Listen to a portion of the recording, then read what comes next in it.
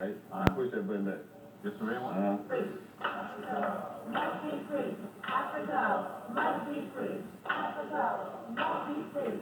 Africa must be free.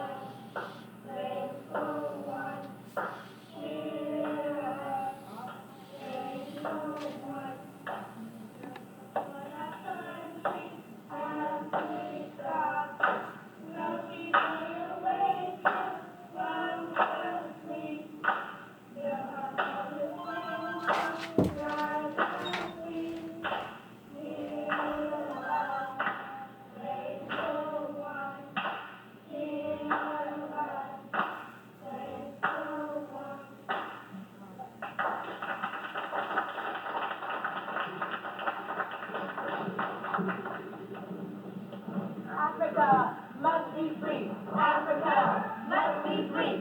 Africa must be free. Africa must be free.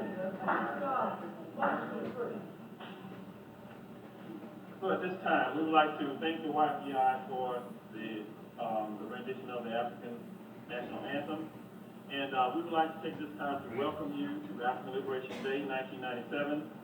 We're glad that you came out to participate with us and help us in our celebration of African Liberation Day.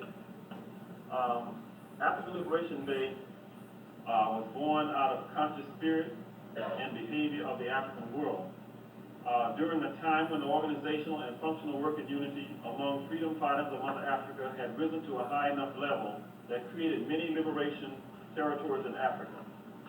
African Liberation Day was founded in 1958 as the first conference of independent African states held in Accra, Ghana, and attended by 8 independent African heads of state. The 15th of April was declared African Freedom Day to mark each year the onward progress of the liberation movement and to symbolize the determination of the liberation movement to liberate all of Mother Africa. Africa Freedom Day was a rallying cry calling on all friends, supporters, and freedom fighters throughout the world to attend and observe it as a day of African freedom. In the same year, under the guidance of the Democratic Party of Guinea, the PAG, the People's Republic of Guinea achieved independence. Ghana and Guinea served as the inspiration and basis for the Pan-African movement worldwide. From 1959 to 1963, as the African Revolution intensified, Africa Freedom Day celebrations were held in Azania, South Africa, Ethiopia, Ghana, Guinea, Kenya, Britain, China, the USA, and the USSR. On May 25, 1963, the Organization of African Unity was founded in Addis Ababa during a time when the masses of African people were acquiring more liberated territories. More than 1,100 people representing 31 African countries, 21 African liberation movements, and hundreds of supporters and observers were in attendance. The OAU was originally intended to bring strength, unity, and coordination to the African Revolution. The OAU proclaimed that African Liberation Day should henceforth become African Liberation Day and celebrated annually to mark the historical founding of the OAU and to carry forward the purpose and intent of African Freedom Day. African Liberation Day has since been observed in or around the 25th of May in Africa and throughout the world. Today, African Liberation Day is African Peoples Day, a permanent mass institution in the worldwide Pan-African movement. It is a day of production in which we reaffirm our commitment to one unified socialist Africa. The greatest contribution an African attending ALD can make to hasten our liberation is to join our organization, the All African People's Revolutionary Party, or another organization working for the liberation of our people. Your presence here is very much respected. We know that by your presence here, you're making some sacrifice, some level of sacrifice to work for the liberation of our people. We encourage you to get more involved, to get your organization more involved, because we know that it's 1997, and we need to be about the big business of liberating our people and uniting Africa. And as we see the struggles, the constant struggles that are going on around us in the African world, that is where we find ourselves in the diaspora at this time, on the continent of Africa. We see that there are several active conflicts that are going on. We encourage you to get as much information as you can and to get actively involved in the struggle. So to start off African Liberation Day, we will have a symposium, and we will have 3 panel discussions, one by the youth, one by the women, and one by about the international struggle against imperialism. So this will happen this evening, and then tomorrow from 3 to 8 in Mosley Park, we will have the rally, which will represent the culmination of our activities celebrating African Liberation Day. Again, I know that some of you have come from far and wide to be here, and we again thank you very much. We invite you to get involved in the presentation and the activities that are presented, and make this your African Liberation Day. It won't be nothing without you, so get involved in it. And again, we thank you for coming.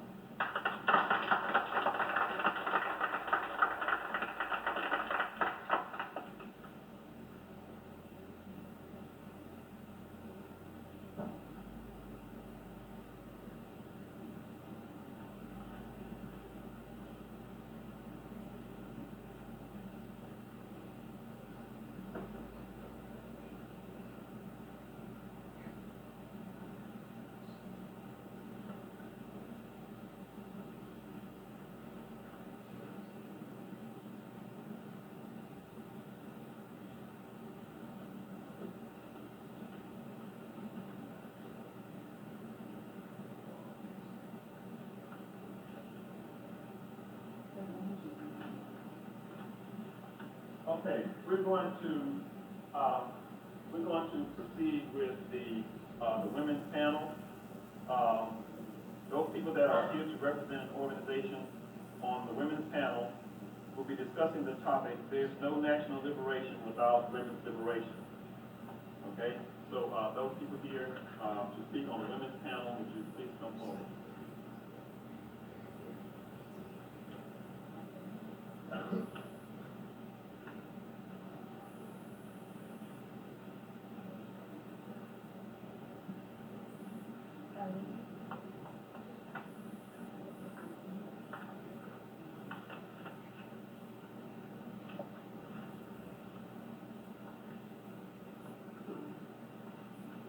Okay.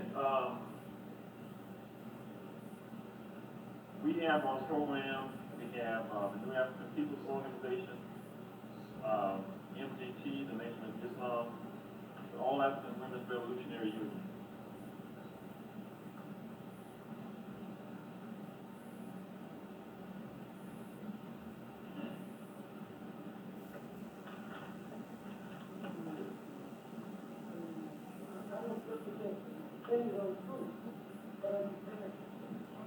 If somebody gets there and won, but still a struggle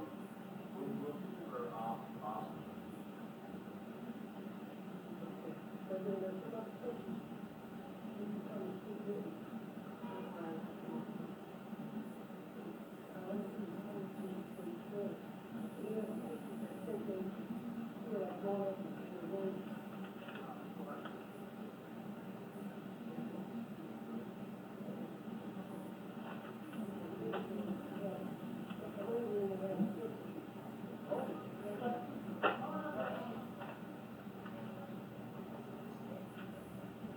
scared to speak.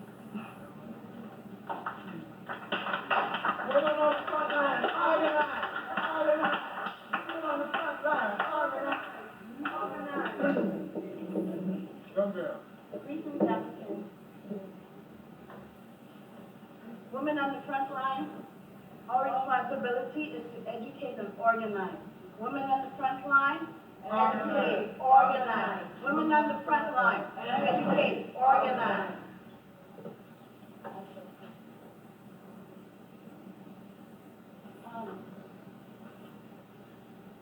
I was not initially prepared to come up here, but I'm a revolutionary. And I'm an African woman. I'm part of the AAWRU. My name is Chico Chimoyo. And in terms of there is no national liberation without women's liberation, I see the importance of us as African people addressing women's issues. If a people is struggling for their liberation, or I say, if you are cleaning your house and you close off one room and you don't clean that particular room, you have not cleaned your house. So if you as a people are trying to liberate yourself without addressing the woman's issue, you are not doing justice to your people. It is very important in this society and in other societies to address the gender issue. Women in all societies are oppressed. We don't have to look very far. We look within ourselves, we look within our homes. We are an oppressed group, not only in gender, but in social structures, in class. And that is something that we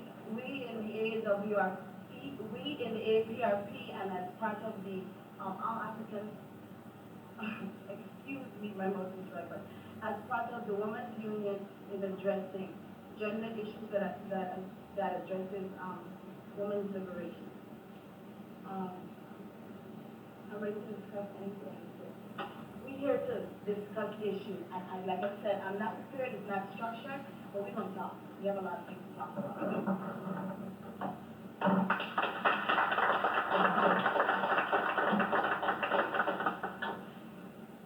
My name is ALD Symposium, and my background is public policy. We're improvising because we have to, we don't make this work.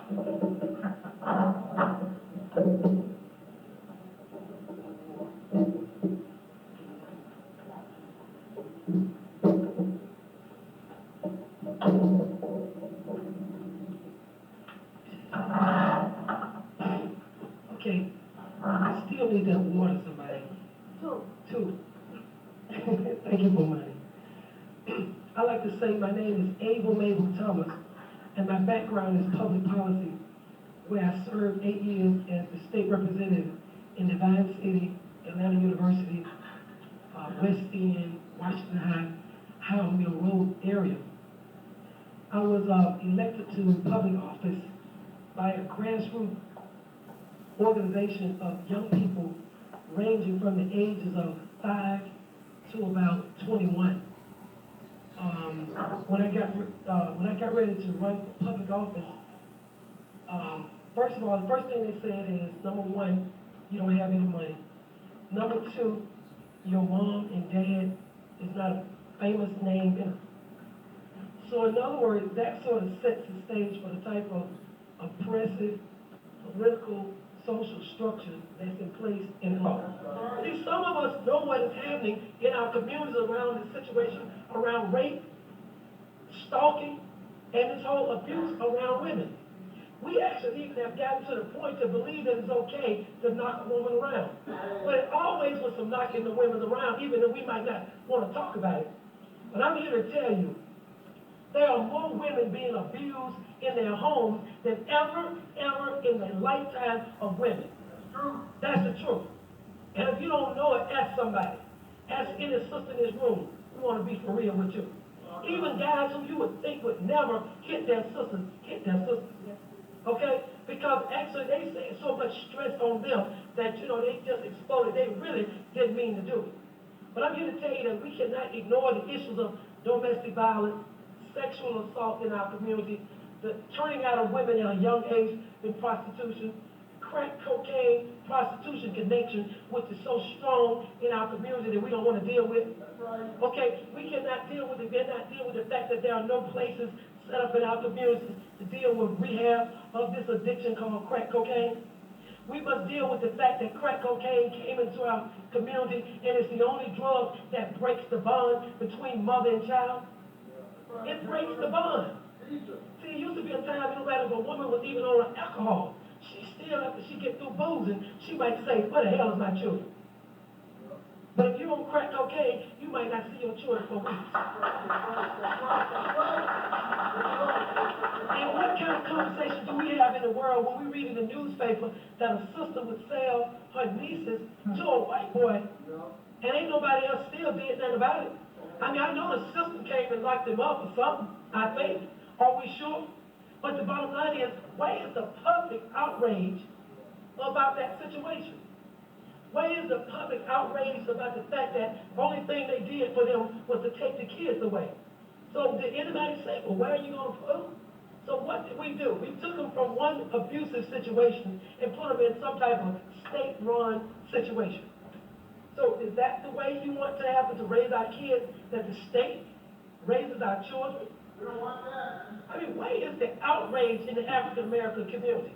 Where is the outrage among sisters in the African-American community as to what's happening to our sisters and our brothers? What about the proliferation of women in prison? It used to be a time a woman would do something, they give her probation. A woman do something, now she goes to jail. Okay? Because they warehousing all of us. Women and men and children.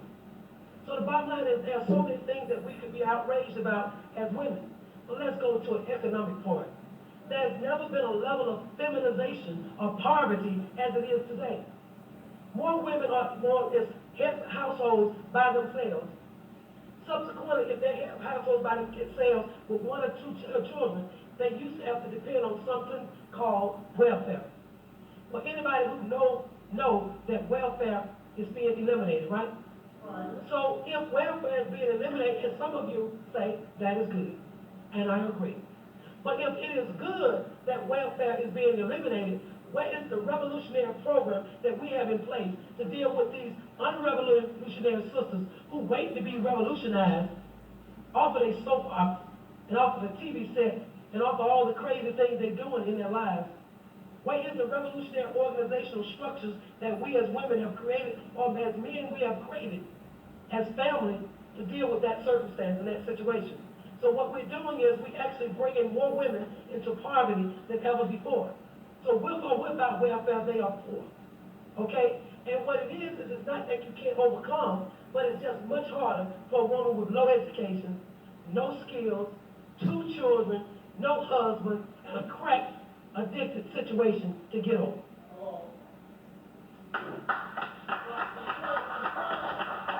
So I say, if you say then in this conversation here, if you say then that there's no national liberation without women's liberation, then the bottom line is we got to stop, we got to look, we got to listen, and then we got to be a friend. We got to be a friend, and we got to go into the communities like Vine City and build partnerships. You know, we have to go in and build partnerships with these sisters and these brothers and say to them, what's up? And we must go in and deal with some of their needs. Because you cannot organize people around revolution if you cannot organize people around the basic things of their lives, which is food, shelter, and some type of income so they can deal with their families. So the most revolutionary thing I have to say today is I've been in politics. I was in there 8 years. I was good. I mean, I passed progressive legislation and everything. I called a spade a spade. And yet at the same time, when I began to see that it was more to be done than what I was doing at the state level. And I said, well, we have some revolutionary, or what I mean is reactionary people in Congress. So why shouldn't I, being revolutionary, go and run for United States Congress? I was able-made. I was somebody who was with the people, right? But then when I got up and stood up and say, I want to be in a seat called United States Congress 5th District, which is a seat held by John Lewis, I want to know, where were the revolutionaries? Surely you knew that the person that was in that seat wasn't revolutionary. Surely you knew the conversation of Zionism. Surely you knew to support that faith. So all I'm saying is we must be revolutionary all the way through. And which means if you don't believe there's no way that electoral politics can help you ever, then I don't know, I want to have some discussion on that. Because all I'm saying is let's give some relief to the people as you come in and do whatever it is that revolutionaries do.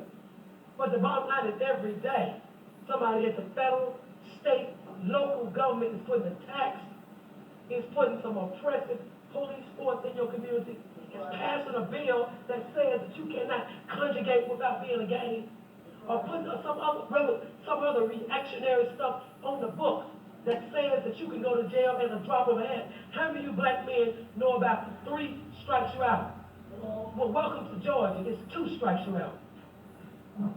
So the bottom line is, the reality of it is that we must be involved at every level of the game. There are elections coming up in November in Atlanta for city council and mayor. All these, yes, are ceremonial positions. I can go with that. But as they do that ceremony, they put a lot of pain on the people. So the bottom line is, I talk to people and they say, who's running? And then when you say this, oh, I'm not interested in either of those. Well, where is the revolutionary candidate for any of these seats? Where is the revolutionary organization to go along with the revolutionary candidate for these seats? Otherwise, what you do is sacrifice good people for naught. I say to you that the women must be the healers that they are. I say it will be women's wisdom that moves us into the new world. I say it will be that nurturing spirit that rises up for we to understand that we are our brothers and our sisters' keepers. I say to you that women will always play a strong role in revolution. But the most important thing I know about women, we are very uncompromising as kings and as queens and singers. The bottom line is we are uncompromising. The deal that sometimes I'm going to tell you in politics that the brothers cut, no offense, brothers, but the deals you cut are terrible. The deals that I've seen some brothers cut, I know a sister wouldn't have cut. Because she ain't never been used to all those things that they trying to offer her. But a lot of times in the game, there's so many things that they offer to brothers, like friendship, camaraderie, being a part of the game. Well, the sisters ain't a part of the game anyway. So we ain't trying to cut the deal, because we know if a deal gonna be cut with us, it's gonna be weak. They even gonna offer us the same thing they offer some other people. So the bottom line is the deals I've seen cut in politics, okay, that the brothers have cut have been devastating to the sisters and to the brothers. But it's all a part of being a part of the team. I'm here to tell you that a woman already stands out as unusual. So the bottom line is she's not worried about not being a part of the crowd. I'm here to tell you that women should organize and women should be a part of the political process. But if you go in the political process and you be just like a man, or you be just like a white man, then you defeat the purpose. If you don't go in and be who you really are as the queen and the she-role that you really are, then you betray the people too. I challenge women to be involved in the political process, to run for the highest levels of the positions that exist, to exert pressure on the system to deal with the babies and deal with our children. It's not by coincidence at this time that welfare reform was passed. It's the most oppressive thing that has ever happened in our community not because we want our people to be on welfare, so let the record books reflect that foolishness on me. But the bottom line is, if you don't have nothing in place for the sisters and the brothers, then what we're doing is perpetrating ourselves. Okay? So the bottom line is we cannot let this game called welfare reform take out a whole other generation of black folks in the ghetto who don't know even what time it is.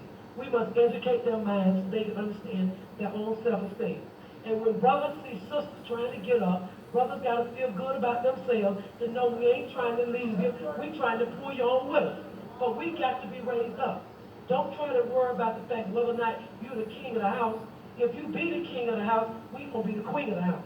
But the bottom line is somebody got to pay the bills and somebody got to make sure the children ain't in the street. There's no way we should live in a society that has so many women and children that are homeless. What is the rationale for homeless women and children? There's no rationale. So all I'm saying is I absolutely positively love you. I understand what time it is. In a forum, I can't really get to all of it, but the bottom line is I know that I'm in the political structure. I'm not in an elected seat, but it ain't like nobody is not dealing with me. The bottom line is, when I speak, there is some listening. And the listening is not because I speak well. The listening is because I was a part of a movement that happened in 1984. When we organized people who had never voted before to go to the polls and vote and stand for something. The bottom line is they always are scared of anybody who can go into their communities and organize.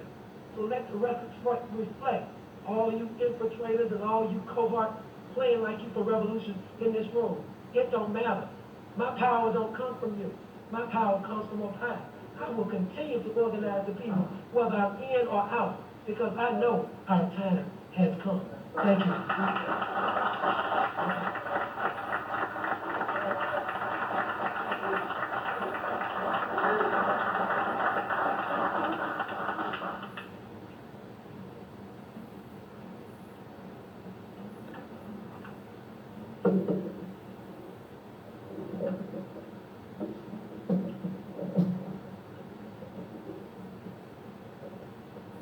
Okay, we would like to thank Sister Chico and Sister Mabel for their presentation.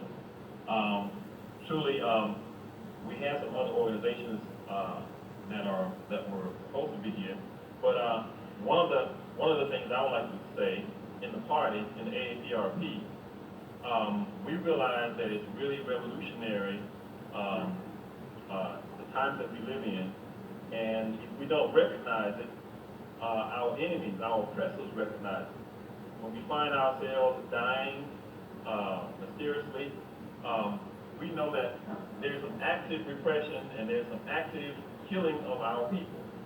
In order for us to make sure that the African Revolution moves forward, we need African men and African women. African men can't do it alone, African women can't do it alone. For this time, the sisters are oppressed.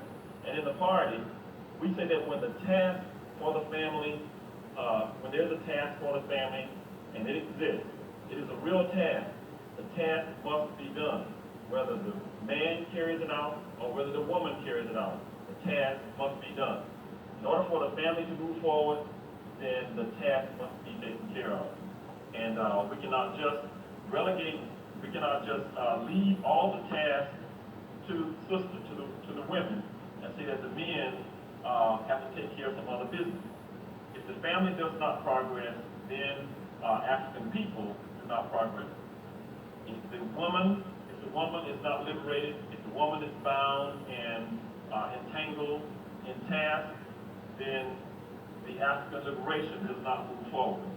So we have to deal with the problem in a revolutionary manner. We deal with the task, and men and women can help in women's liberation. We can recognize the problem. Men can speak up. We can say some things that may be encouraging, but most of all, not just saying something, we must do something. We must carry out the task, and we must help in women's liberation. We cannot do it for them, but we can definitely speak up and act and help the family, help the woman move forward. At this time, we're going to open for questions and answers.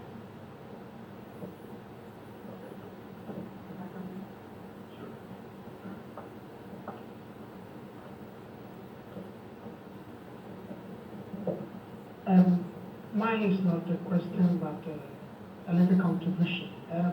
I'm from Ghana, and as my sister was speaking, what came into my mind is, if you are an African, and if we call ourselves Africans, then we've got to know our culture. We've got to know our culture first. And then from our culture, that we can organize. Okay. I'm from Ghana, from an area known as Ashanti, and we've got one way or the other a region. We speak one language, we've got one king. So we've got more or less to preserve our culture to a point. So when I was growing up, what I saw was that before a woman is given to a man, you see, that is in marriage, the mother has to see to it that, or had to see to it that the lady is put in state, more or less, okay, let me put in state for the whole community to know that this lady is of age to be married. Is the responsibility of the mother to educate the child about menstrual period, these things, and then, so you get a whole thing. So, as the sister is speaking, the point is, are the women taking care of their kids? And then he's coming in with what? The cocaine and other things that now if the woman is on cocaine, she cannot recognize the children, which is a very serious matter. Okay. And then at the same time, what I've come to realize in America here, we are being more or less taken away by the laws in America. You, the women, too, are capitalizing on the laws of this land to intimidate the men out of the home. What I'm trying to say here is, once a woman and a man were quarreling, they were fighting, and the man was saying, I am the head of the family, I am the head of the family. And the woman said, I am the neck of the family, I am the neck of the family. You see the wisdom in this? Without the neck, there wouldn't be any head. And without any head, there wouldn't be any neck. So there should be union. So if you don't put emphasis on marriage as a revolutionary distinct vanguard, if you don't put access on when we don't talk about marriage, strengthening the marriage, that is the core of the society. If you don't talk about men and women coming together to bring the children up, as Farrakhan did, talking to the men to go back home. And if you, the women, are not accommodating for the men to be at home, then it's going to be a problem. And that is not African culture. African culture talks about men and women coming together. So even if you have a quarrel in Africa, from where I come from, the community is not going to allow you to go away. They're going to sit down, try to settle the case. Because of what? The case. But here, when you go to the court, uncontested marriage, then the both parties, they go away. So where is the court? So if you don't lay emphasis, as we are talking about revolution, when you don't lay emphasis on marriage, I don't know where we are getting to. So to this end, I would like to suggest to the revolutionary, people or people organizing this thing to lay emphasis on you, the women who have understood the idea of revolutionary, to more or less think about marriage. If your man is doing anything to you, because in Africa we live in communities. We marry, family marry family. Look at me. If you are a lady, you are going to marry me, you are going to marry my family. You are not going to marry me as a person. So the family is not going to allow you just to leave the kids alone. You see, so if anything is happening in your marriage, the family, they've got to sit down and then settle the case because of the kids. But here it's not true. So here, our real core is family and living in community. But here we are learning some cultures that, bring up with what? Individualism. So if then we are talking about Africa, then we've got to really start with the community concept and then married by family concept, whereby we sit in arbitration to talk about marriage more than the court. Thank you.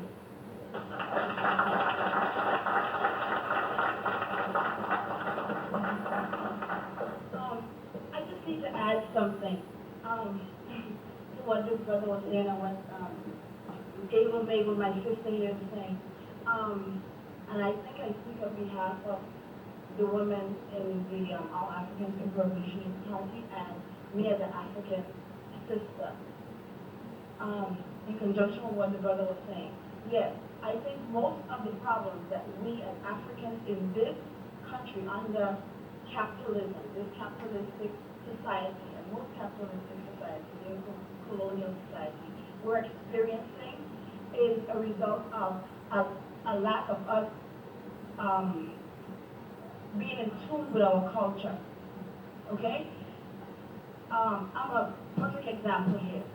I was not born in this country. I did not grow up in this country, but I live here now. And some of the bills that we're seeing, the cocaine issue, the illegitimacy of children, the way we raise our children, the education and and how we allow the capitalistic society to teach our children is an abomination. Only in this culture do we as African people allow the oppressor to teach our children how to be more oppressed. You know, and we as women, we have to remember that we have to take the responsibility to educate our children. There is no way I can go in front of my mother's house or stand in front of my mother and tell her that I am on crack cocaine. There is no way. There is no way that I could have left my father's home and come to this country and living on welfare. There is no way. It's an insult. You have to be able to take care of yourself. A man has to be able to take care of his home and his family. And a woman has to educate the children. So when the child grows up, he or she would not be doing some of the craziness that we're seeing out there. And then when these things happen, we expect Martha to help us. Martha is not going to help us. Martha is applauding because you are doing exactly what he has in mind. When we see ourselves, we have to see ourselves as African people, period. And then we can start and move on from there. Cabral, out of Guinea-Bissau, said, we have to go back to our culture to find the roots of our problem. Out of our culture comes revolution. We cannot use someone else's idea of a society to do anything for us. Yes, you can borrow from someone else's culture. That's fine. That's ingenuity as a human being. That's creativity.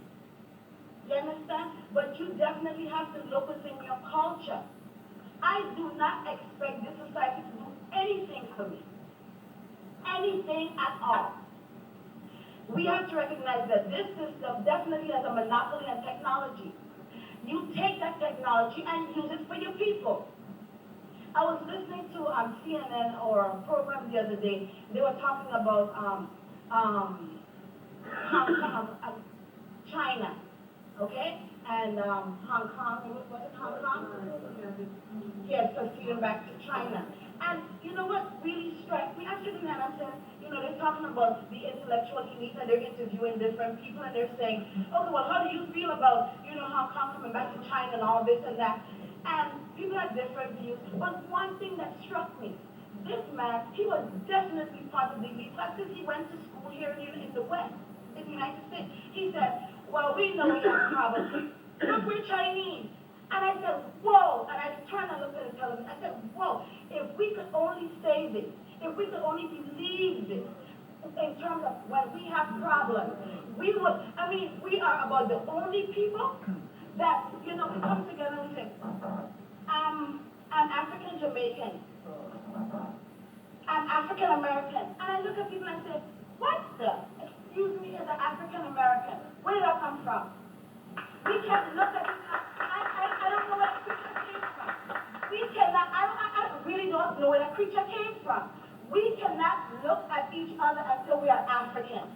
If we are Africans, we can work on any problem. Any problem. And like this one revolutionary said, we made together. Okay, so they're taking away welfare from most people. Fine, we're affected. And we go down and we march. We can act together. We can get some people to act together. And we have eloquent speakers, movers and shakers in society that will make people act together and come out and just pull the right thing and they'll act together. But we don't think together. We don't. Because you have this African saying, well, yeah, it's affected, but that's their problem. I'm trying not living here anyway, so I'm leaving. You understand what I'm saying? We have to think together. And it's my job as a woman and as an African woman in this party to make sure that we educate. It's something called a social revolution. And the ASWRU is waging a social revolution. Because if we looked at our culture, we have pride within ourselves as a woman, we wouldn't be doing some of the foolishness, and we wouldn't allow some of the lackeys, male and female lackeys in our household to be performing some of the nonsense that they're performing. I mean, we don't have any space for that kind of nonsense. We have work to do. We have work to do. And this thing about taking away welfare, take it. Take it. It's about time that we pull up our bootstrings and stop waiting for somebody else to do something for us. When I sit here and I greet a sister and say, how you doing, sister? How you doing, African? They look at me like, what's that? That's a shame. If you don't know who you are, then what are you doing here? What's your purpose? What's your purpose? When you go home, you sit down and you talk to all your children them in the house. And you let them know first and foremost who they are and what their purpose here is. You understand? Let them join an organization. You sit down and you educate your child. When your child comes from school, you sit down there and ask them, what did you do in school today? What's going on? And talk to them about their culture, what their purpose is here. Let them have respect for their household. And they wouldn't grow up having 5 and 6 and 7 and 8 and having people disrespect them. You understand? Because we are part of a larger scheme. And the ASWRU is definitely one of those organizations within the ARP. The APRP is definitely, for me, the most foremost in terms of re-educating. The re-education program is ideal. Because you first have to love yourself, know yourself. Join an organization and get to know yourself. So when Sister Ava come and she said, well, let's get together, you would know why you're getting together. And 10 years from now, you wouldn't be doing the same thing. Educating and rallying behind some cause. Okay, because somebody took your house away. I mean, those things are happening throughout. It's not only happening here in the United States. It's happening in Brazil. It's happening everywhere African people are. So you band-aid this problem. And then you go in Overtown in Miami, you have the same problem. And then you go down to Guam, where Africans are, you have the same problem. And then you go in Central America, you have the same problem. Same problem. So instead of being so narrow and looking at, oh, a little cut here, let's just deal with it. Princeton, help me. You need to get with the program. Get with the program and understand who you are as African people. Understand the culture, love yourself, and do something about it. Educate yourself. Join an organization. Deal with gender issues. And then you wouldn't be sitting down here dealing with some kind of a nonsense social issue. And when you see your African brothers and sisters, greet them. And stop hating yourself.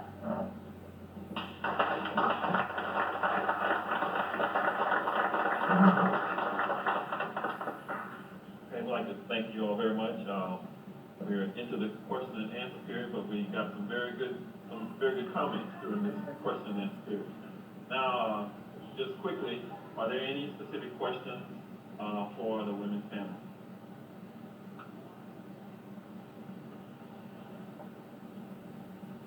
Okay, I would like to thank you very much for your participation. Okay, question?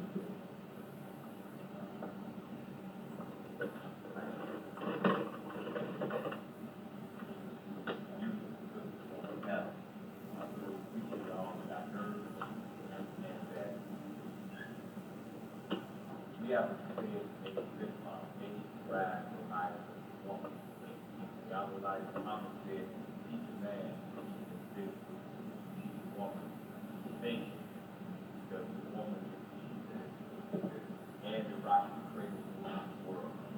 So it's women who are the key foundation for building a better future with our babies and children that are around the world. And I just want to ask you a question. What do you all see as the part coming from men, black men, that is negative? The number one negative thing that we must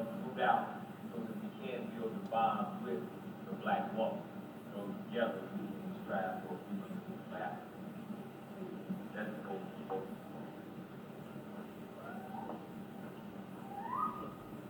And that question is a good question, and I even want, that question is a good question. I even want, some sisters to think about that, and I wouldn't mind getting an answer from the body, because I see some sisters shaking their head. I wanna know what the sisters think, so you won't just be on the panel right now, for real. What you think, sisters, for real? I wanna open it another way. Because I see y'all shaking your head. Okay, I think maybe just a little sticky to it, a little more commitment. Sticky to it, more than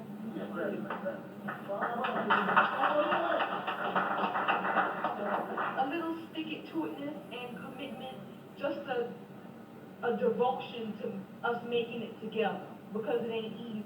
It's not easy at all. So just to hold on just a little while longer. We have problems and you all have problems. So instead of us holding each other by the pinkies like this, we need to grab onto 2 fingers, 4 fingers, 5 fingers, and then finally we get a big fist like this and walk.